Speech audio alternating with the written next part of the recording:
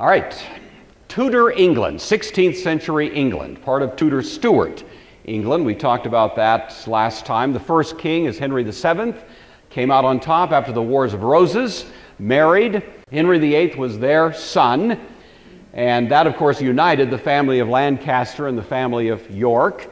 And Henry then, nevertheless, carried on a fairly embattled kind of career because there were a lot of folks who would like to have successfully removed him, questioning his legitimacy, but he nevertheless was able to survive. But the one thing he really needed to do to secure his position was have a male heir to the throne, and that, of course, gave rise to the whole drama we talked about last time involving Catherine of Aragon, Anne Boleyn, etc.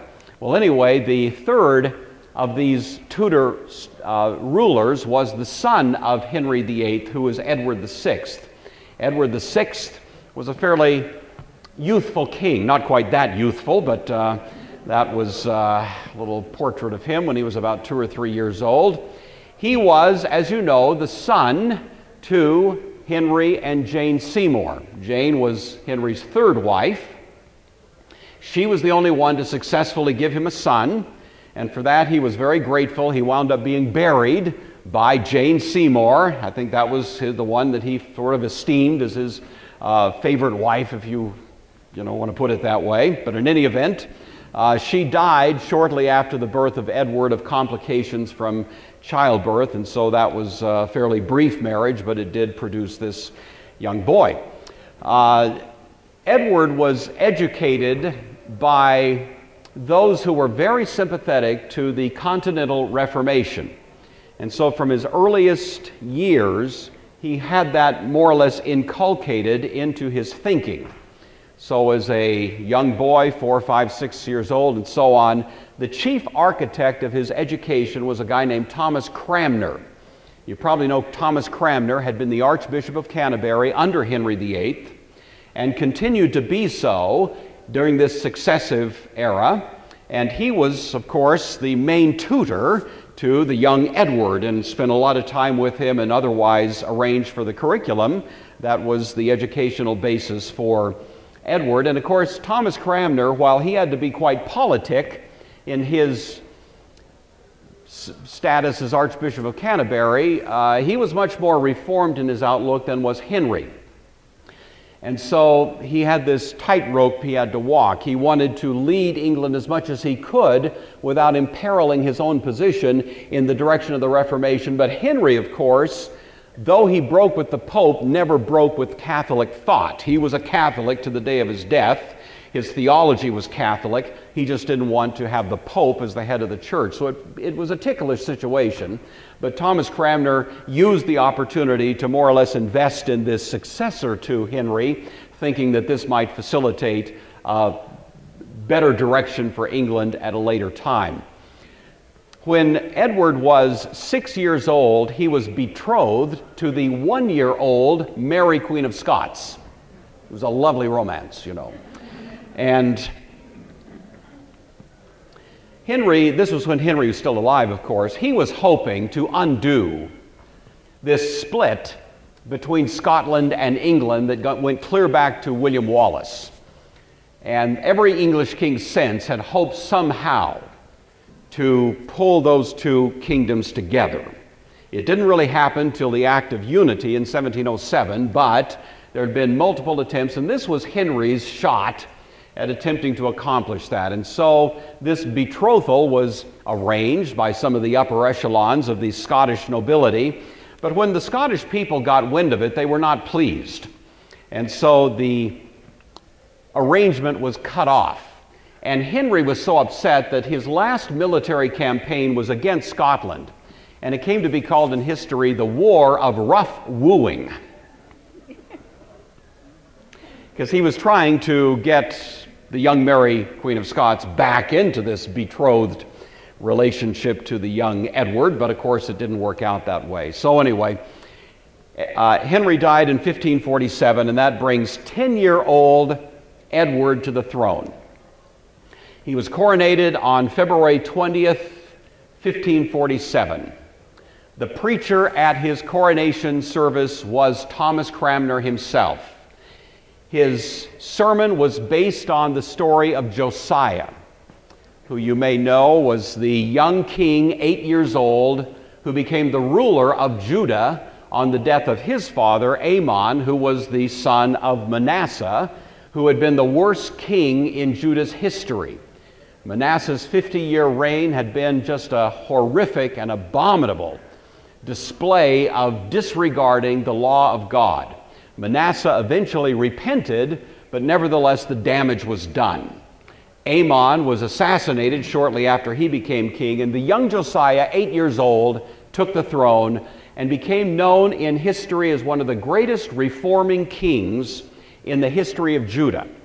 And Thomas Cranmer thought he was the perfect paradigm for thinking about Edward, because we're also in a time of reform, and we have a young king for whom the prospects are bright. And the hope that was spelled out by Thomas Cranmer at this point was that this second Josiah would be able to continue leading England in the direction of a much more full and robust expression of reform as reflected in the Reformation. So that was basically his text. In it, he warned quite explicitly and overtly against England drifting back toward Rome. And from his sermon text, he warned of the tyranny of the bishops of Rome, which should be banished from your subjects and the images removed. Thomas Cranmer never felt that Henry VIII went far enough. He was way too Catholic. He kept all the trappings of Catholicism.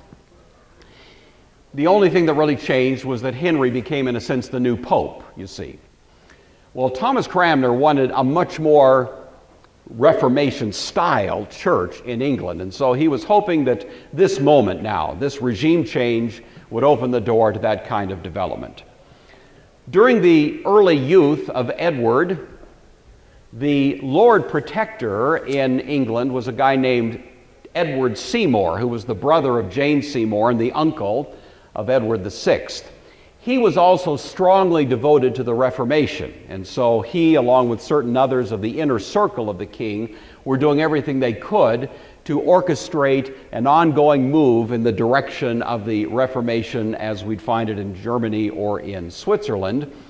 Edward Seymour himself had an interesting career, just about a minute on him, but he was actually engaged in that war of rough wooing up in Scotland before Henry's death. Then he was appointed by the Privy Council to be the Lord Protector, and the only problem he had was he was more of a warrior than a politician, and he made a few missteps along the way, kind of overreaching, trying to achieve too much too fast, and that did get him into some difficulty. And so, as it turns out, only 3 years into his career as the sort of protector, fiduciary, if you will, of the English government, he was sacked by the Privy Council, and so he kind of went off and did some other things. But nevertheless, the strong reforming efforts continued, largely orchestrated by Thomas Cranmer. Probably the high point of this whole era was when John Knox came to town. John Knox, you know, is the founder of the Presbyterian Church. We like John Knox. He established the Presbyterian Church in Scotland. He had a tumultuous career, high adventure, and I'm going to deal with him separately because he deserves his own, discussion. But a little cameo appearance by John Knox. He shows up in England at this point. He's been more or less exiled now for a time from Scotland. He's still not free to return to Scotland. Things are too complicated there. But he comes to England, and he's immediately installed as the court preacher. And so for about a year, our own beloved John Knox was the court preacher under Edward VI in England and preached absolutely powerful sermons defending the Protestant Reformation and calling for a much more thorough and profound kind of shift in the worship of the English church in the direction of the Reformation. So he's there for about a year. Unfortunately, the young Edward was never in good health, and he died in 1553 when he was only about 16 years old. And that, of course, did put things into a rather complicated state.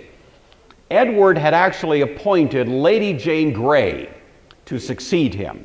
If you were here a few weeks ago, you recall Lady Jane Grey is the granddaughter of the younger sister of Henry VIII, whose name was Mary.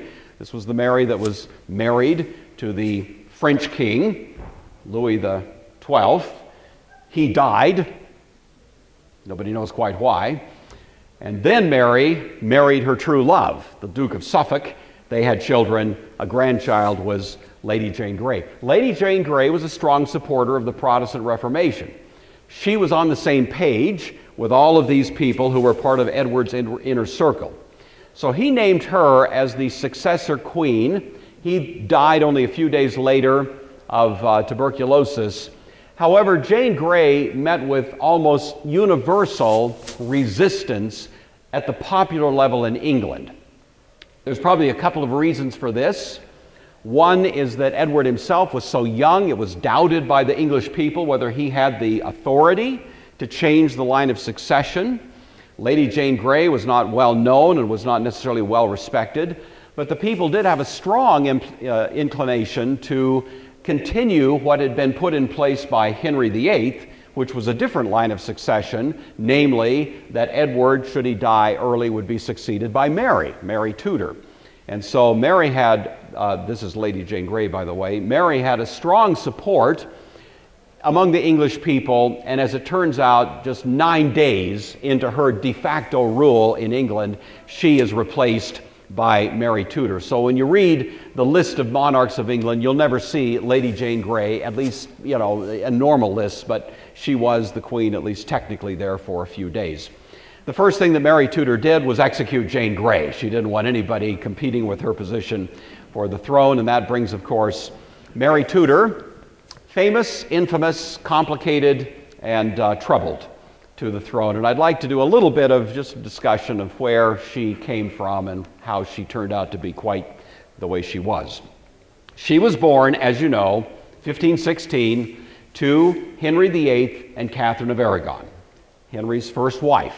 Spanish nobility, daughter, the youngest child of Isabella and Ferdinand. Strong Catholic, as was Henry at the time. Henry and Catherine had 8 kids. 7 died. 1 survived, and it was Mary Tudor. That in itself would have some effect, I would think, on your psychology as a child growing up under that understanding. But anyway, she was born in 1516. By all accounts, as a child, she was precocious. She was beloved by everybody in the court. She kind of had the run of the place. She was happy and bright and just a wonderful little sort of ray of sunshine there in the court of Henry VIII. And so it seems on the face of it she would have been going in a very healthy and good direction. But as you know, as time went on, Henry became increasingly upset with his wife Catherine because they had not had any male children, hadn't really had any children at all except for Mary. And Henry began to distance himself from Catherine. And Mary Tudor, the daughter, was almost completely aligned with her mother in that. You know how, I mean, kids go through trauma anyway when parents split up. So all of that's going on. And then you add all of the politics on top of it, and it just became a very dark moment for a very young girl. This is when she's just in her early teens. And so she goes into a time of dark emotional distress over this split that's taking place between Henry and Catherine. She's actually, that is, Mary is actually removed from the line of succession on the birth of Elizabeth. Elizabeth was, of course, born to Anne Boleyn, the second wife of Henry. And having had Elizabeth now, which Henry deeply wanted the English people to see as his legitimate wife, he almost had to be consistent, remove Mary, because his view of the things was that Catherine was not his legitimate wife, you see. He wanted to have that marriage annulled.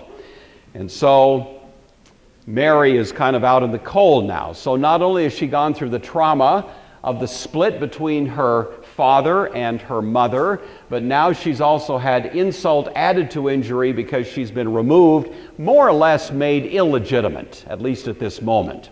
And so that was quite a significant negative impact on her as well.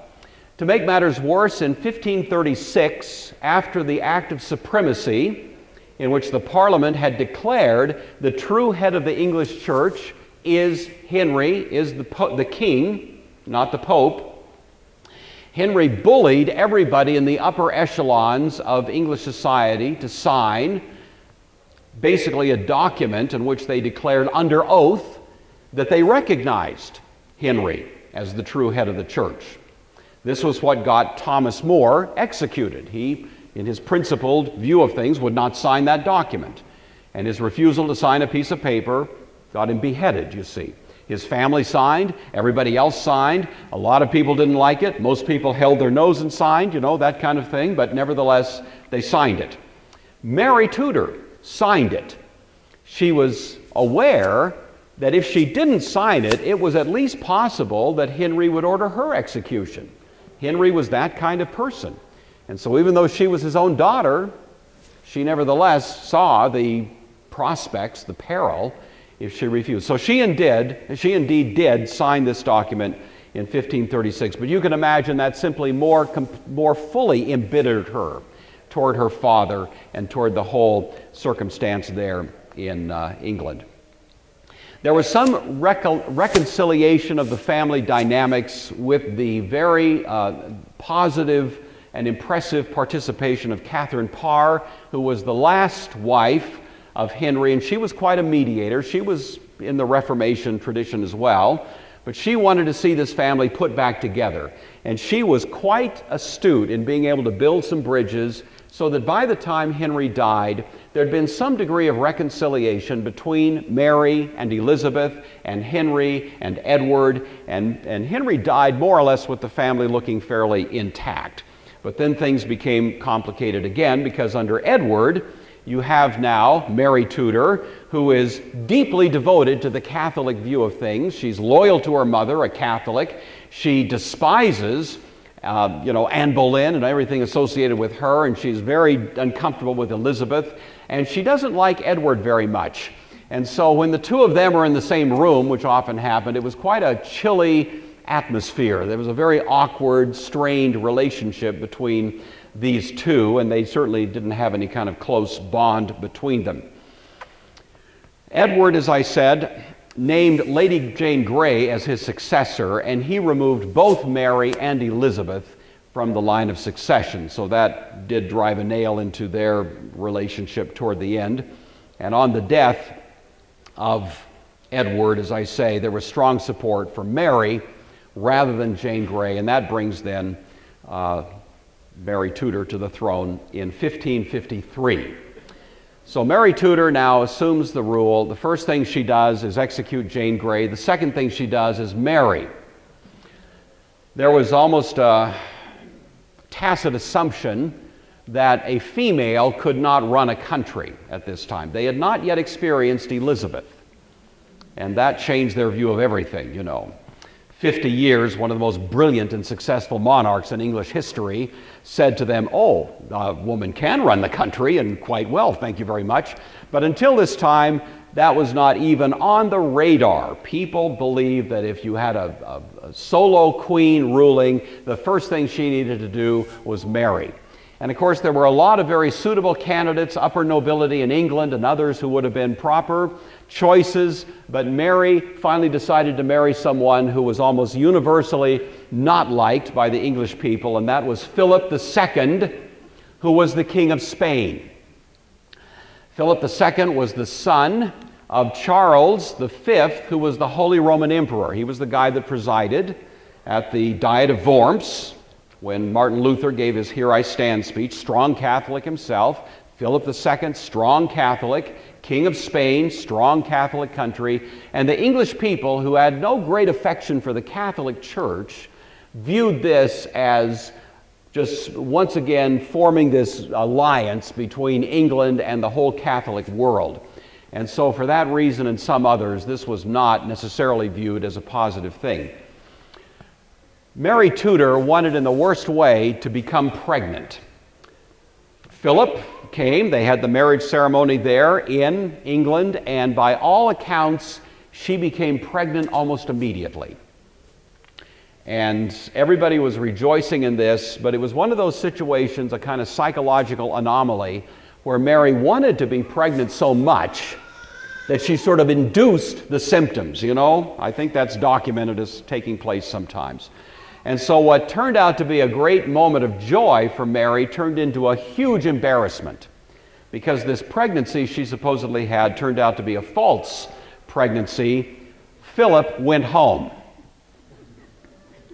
So after being there for only about a year or so, he went home to Spain, never came back. So Mary Tudor is married to an AWOL husband and no successor to the throne. What to do? The one thing she wants to do more than anything else is to do everything in her power to bring England back into the arms of the Pope. Many reasons for this, of course: loyalty to her mother, loyalty to the Catholic Church, her own kind of dark disposition by this time put her in a situation of just wanting to do this and really being susceptible to pressure from the politicians who surrounded her, who gave her all kinds of justifications for launching what it turned out to be a fairly ferocious attack on Protestant-type folks in England. There were 283 people for whom there's good solid documentation, men, women, and children, most of whom were burned at the stake under Mary Tudor. There were certainly others, but the documentation is less secure, and so what I'm saying to you here is this would be the bare minimum that would certainly be the correct number, but there's certainly more than this. It's just we don't have quite such good documentation. Most of the stories of these people are documented for us in Fox's Book of Martyrs. If you've ever taken a look at that, John Fox, of course, wrote this in a very, very important kind of classic work on this era and also other martyrs that had gone before. So this, of course, is what earned her the epithet Bloody Mary. And each of these people, by the way, was an individual with their own story, some of whom we are familiar with, some of whom we aren't. But the most famous were three guys who were known as the Oxford Martyrs. And so these are three fellows that I'd like to just comment on briefly here. Get my watch in front of me. The Oxford Martyrs.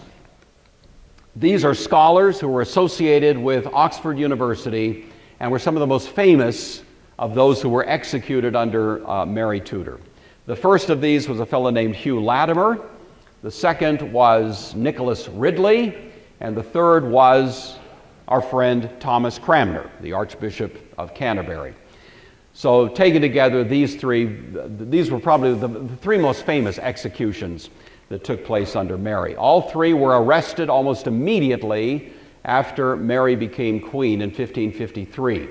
They were imprisoned and held for months, actually over a year, in the darkest dungeon of the Tower of London. Some of the accommodations in the Tower of London were better than others, but this was like the rat-infested bottom hold, of the Tower of London. They were put there in the hopes that they would break, that these guys who were so famous and in many ways so respected by the English people, it was hoped that they would recant.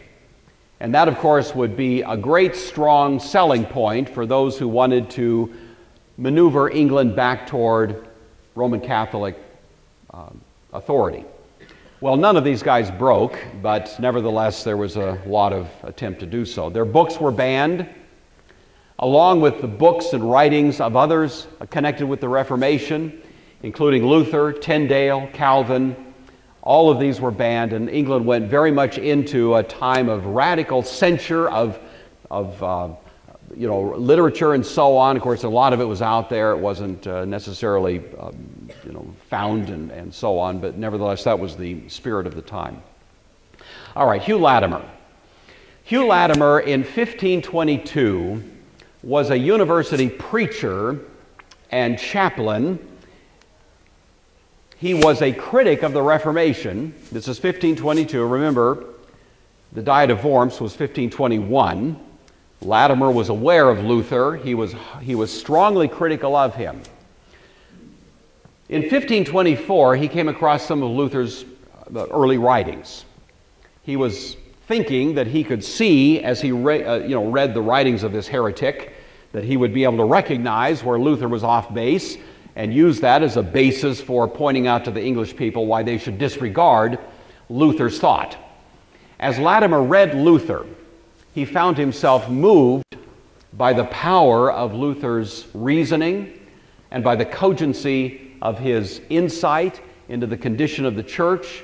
And sometime around 1524, Hugh Latimer became, sort of in the privacy of his conscience, devoted to this Reformation cause. It was a complicated recognition on his part because, of course, he's under Henry VIII, who is still very much Roman Catholic. But nevertheless, he begins preaching. He is already a preacher. His preaching begins to betray a certain degree of sympathy to the Lutheran cause, so much so that Cardinal Wolsey, who we've talked about before, warned him in 1528, "Hugh Latimer, you are getting on very thin ice here. You better just watch your theological P's and Q's, you know." Well, that was a warning to be taken seriously, except that's about the time Cardinal Wolsey himself was getting in trouble for his inability to achieve an annulment or a divorce between Henry and Catherine. And so in the next several tumultuous years, Henry broke from the Pope and established the independent Church of England, all of which was strongly supported by Hugh Latimer. And so Henry VIII liked Hugh and made him the Bishop of Worcester. Hugh Latimer, grabbing that opportunity, sort of pulled out the cork and began preaching much more vigorously, much more openly in favor of the Reformation. Henry didn't like that so much. And so, even though Hugh Latimer became England's most famous and most powerful preacher, period, and was very overtly committed to the Reformation, in 1539, Henry threw him into the Tower of London. He'd gone too far. Not into the dungeon now, but, you know, the Tower of London is a prison. And he was there for the next 7 years. He was the most famous prisoner in England. And Henry kept him there for 7 years. But when Edward came to the throne, under the influence of Edward Seymour and others, he was released and he became the court preacher. This is before John Knox. So the first court preacher was Hugh Latimer. He once again was the most famous preacher in the world, in England, and of course now he had also stood the pressures of being there in the Tower of London, being a prisoner. He was a hero among the English people, and especially those who were inclined toward the Reformation. So he's the court preacher there until 1550. He does some other things, but in 3 years later, when Mary came to the throne, he once again is thrown into prison, into the dungeon. About 2 years later, the time for their trial comes, and this is trial transcript. The prosecutor said to Latimer, "Master Latimer, for God's love, consider your position. You've had the office of bishop. You are a learned man. Consider that if you die now, you die without grace. For outside the Church of Rome, there can be no salvation." Official Catholic dogma. They've loosened that up since then, but that would be the view at the time. Latimer responded, quote, "I know perfectly by God's word that the true church is in all the world, but its foundation is not in Rome only, as you say. The true church is ruled by the Scriptures." That's just a little snippet of the transcript there. The sentence was handed down later, and Hugh Latimer, on hearing the sentence that he was to be burned at the stake soon, within the next week or two, made this statement, quote, "I thank God most heartily that he hath prolonged my life to this end, that I may in this case glorify God by that kind of death." So Latimer, rather heroic right to the end. Close associate of his was named Nicholas Ridley. Nicholas Ridley was a Roman Catholic priest. He was educated, trained in very good schools in France. He was the senior proctor at Cambridge in 1534 during the period that Parliament was winding its way through separation from Rome and all of the property issues and other matters that came before them. And at this time, Ridley was supporting the king's desire to break from the Pope, and he opposed papal political authority in England. So in all of those ways, politically, he was on the team that Henry endorsed. Henry was appreciative enough of Ridley's participation that he was appointed one of the king's chaplains, one of King Henry's chaplains in 1541. So he had also been a very high-ranking churchman. He supported Lady Jane Grey. That really was what got him into trouble. That was kind of the triggering problem that got him arrested by Mary when she became the queen, and he was held in the same dungeon under the same horrific circumstances, put under the same pressure to recant his views, and again he was stalwart and refused to do so. At his trial, he stood with Latimer, and the two of them were condemned to be burned at the stake, and they were such close associates that the sentence was that they would be burned together at the same stake, tied back to the same stake and burned together in public view. And so that took place in October of 1555, October 16th. Those who were there took down their comments to each other, which were said loud enough for anyone to hear. Ridley said the following words: "Be of good heart, brother, for God will either ease the pain of the flames or else strengthen us to endure it." Latimer said, "God is faithful. He will not let us be tempted beyond what we can bear." There was a sermon. They would always preach a sermon at these, you see. And so a sermon was preached condemning these two men, giving them one final opportunity to repent of their heretical ways. And at the end of the sermon, Ridley said, quote, "O Heavenly Father, I give you most hearty thanks, for you have called me to be faithful unto death. Lord God, have mercy upon the realm of England and save her from all her enemies." And then the most famous quote from this entire incident came from Latimer as the last words. Latimer said to Ridley, "Be of good cheer, Master Ridley, and play the man. We shall this day, by God's grace, light such a candle in England as I trust will never be put out." And the fire was lit, and those two men went to meet their Savior. The third of these characters has a somewhat different and more complicated story, and this is Thomas Cranmer. He had been, of course, the Archbishop of Canterbury. He had an interesting career. He had been a very early critic of Luther, as most of these folks had. He admired Desiderius Erasmus, who was the great Renaissance scholar who gave us the reconstituted Greek manuscript that Luther appreciated so much. So Luther admired Erasmus, though they differed on theological matters. Cranmer himself, early on, liked Erasmus, but was critical of Luther. But as the history went on in England, he participated in the attempts Henry was going through to annul his marriage. And in the process of reading the Continental Reformers, especially Luther, he became increasingly moved by them, so that by the time we get to the later part of Henry's reign, he had become very much a follower of the Reformation, but he did it, as I say, in a very politic kind of way. He was in a complicated situation politically because he was the Archbishop of Canterbury and was supposed to be supportive of Henry, and yet he didn't like Henry's theology much, and he was nevertheless not prepared to just be quite as overt about that as he maybe could have been. And so all of this put him in a somewhat ticklish situation. In any event, Henry appointed him the Archbishop of Canterbury in 1532. He walked this kind of delicate balance throughout Henry's reign.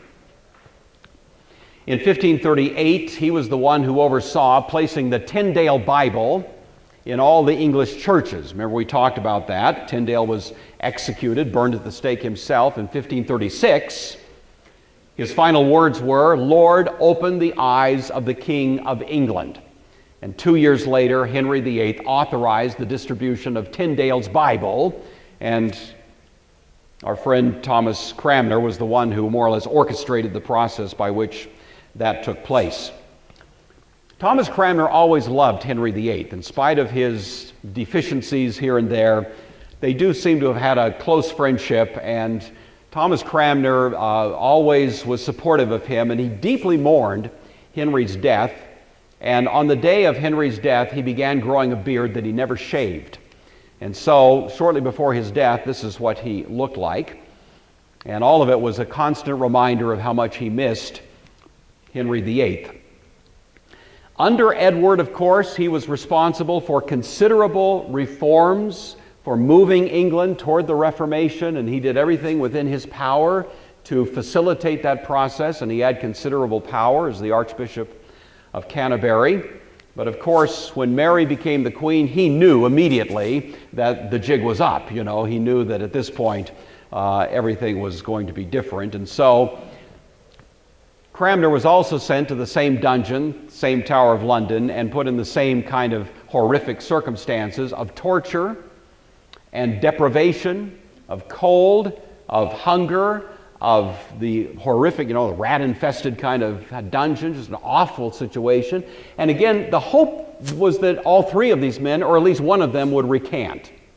Thomas Cranmer at this time remained absolutely firm. He didn't budge, and they couldn't get any mileage with him as much as they tried. So he was tortured and abused for months on end. Nothing happened. And then they changed their tactics. And they tried killing him with kindness. And right in the middle of this, they all of a sudden took him out of the dungeon, and they put him into very nice accommodations, very much like what he had enjoyed as the Archbishop of Canterbury. They fed him very good food. They gave him all of the comforts that a man might experience if he were high nobility in England. And then they began to talk to him in a much more cordial fashion. Thomas, think about your career. Think about how much people respect you. Do you really want to maintain this course of action?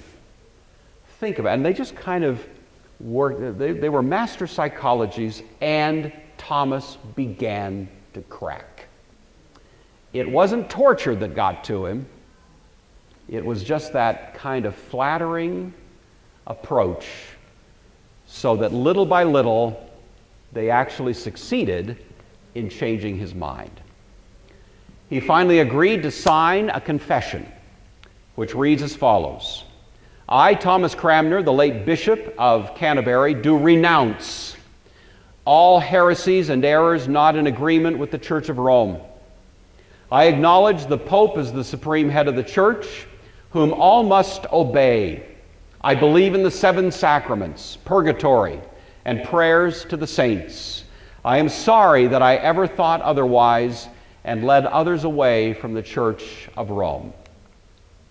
That confession was published throughout England.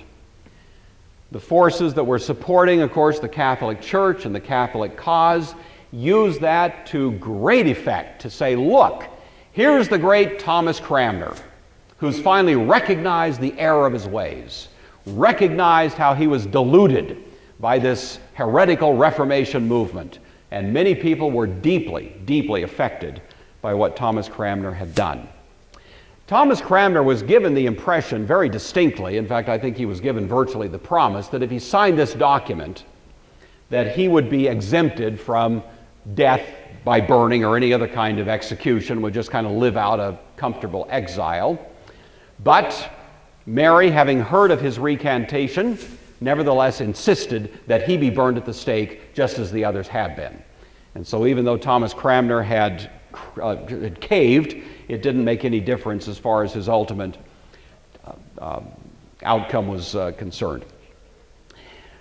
On the day of his execution, he was given an opportunity to condemn the Reformation, which was what he was expected to do. There was a great sermon that was preached. Exhibit A was Thomas Cranmer, this man who had now recognized the error of his ways, who was still going to be put to death, but nevertheless, we should all take a lesson. This very powerful oration was given. And then Thomas Cranmer was given an opportunity to address the crowd before he was going to be executed. His words were in part these. The first thing he said was this. It was a prayer, but it was audible. Quote, "O Father, have mercy on me, most miserable sinner. I have offended against both heaven and earth more than I can say. Have mercy upon me, O Lord, for your mercy is great." Then he turned to the audience, the people that were there, and he said, "I desire to speak a few words before I die, by which God might be glorified and you might be instructed in the faith." He began by giving some general instructions that they should love each other, that they should be kind to the poor, and such instructions. And then he got to the heart of the matter and he said, quote, "And now I come to the great thing which troubles my conscience more than anything I ever did in my whole life. I now renounce the things written with my hand against the truth in my heart. I feared death. I wrote the recantation to save my life. And because my hand has offended, writing against my heart, therefore my hand shall be punished first. For when I come to the fire, it shall be burned first. And as for the Pope, I refuse him as Christ's enemy with all his false doctrines." So, interesting development. Thomas Cranmer, who had folded earlier, now comes back to this strong reaffirmation of his former conviction. In his execution, indeed, that's exactly what happened. At his insistence, he held his arm in the flame until it was fully incinerated before the rest of his body was burned. Cranmer was executed at the same spot where Ridley and Latimer had been executed. Mary Tudor died 2 years later. And so her reign was short, ferocious. As I've indicated to you before, this is really the true beginning of Puritanism in England, because many English Protestants fled England at that time and wound up in Geneva under the influence of John Calvin and others. And when they came back under Elizabeth, they began to build that movement that we call the Puritan movement, which we'll look at, of course, separately. Just to remind you of this text now from Revelation. How many people do you think during this era read this letter and saw their own experience in it? To the angel of the church in Smyrna, these are the words of him who is the first and the last, who died and came to life again. I don't know that any of us in this room are ever going to face martyrdom, but it is absolutely not out of the question. I hope you know that. There are Christian people in the world today, as I am speaking, who are dying for their faith while we are comfortably here. I'm not saying this to make us feel guilty. It just is something we need to know. It is the reality of the birth and growth of the Christian movement in history that people pay for their faith with their lives. We can be deeply, deeply grateful to God that we have this wonderful place where we can worship without any distinct fear of persecution of any form, let alone the kind of things that these folks face. But it is good for us to think about it from time to time. And when we do, we should remember the words of the one who is the first and the last, the Alpha and the Omega, the beginning and the end, who died and came to life again, and is the great guarantor of our coming to life again, even if we die. I know your afflictions. I know your poverty, but you are rich. There is an unseen wealth that people even plunged into the most radical forms of persecution and poverty know of. An unseen, genuine wealth that exceeds any of the tinsel that this world may offer. I know the slander of those who say they are Jews. I think the people living under Mary would have said, I know the slander of those who say they are Christians, but are not. They're a synagogue, a church of Satan. That's the way they view it. Do not be afraid of what you are about to suffer. I tell you, the devil will put some of you in the dungeon. You will suffer persecution for 10 days. The point of that 10 days is it's going to be fierce but limited. A limited time, and indeed it was, really, under Mary. Be faithful even to the point of death. I will give you the crown of life. He who has an ear, let him hear what the Spirit says to the churches. He who overcomes will not be hurt at all by the second death. In Revelation, that expression, the second death, is simply another way of referring to eternal death, the death that never ends. The Bible means a lot to all of us. Sometimes it means more to us when we're in the thick of horrific circumstances, you know. Sometimes it makes certain texts take on a new and significant meaning for us. But I hope for all of us we can appreciate that what God was doing with great individuals through history, some of whom we know, many of whom, most of whom we don't know, will be a great encouragement to us as well. Amen. Amen.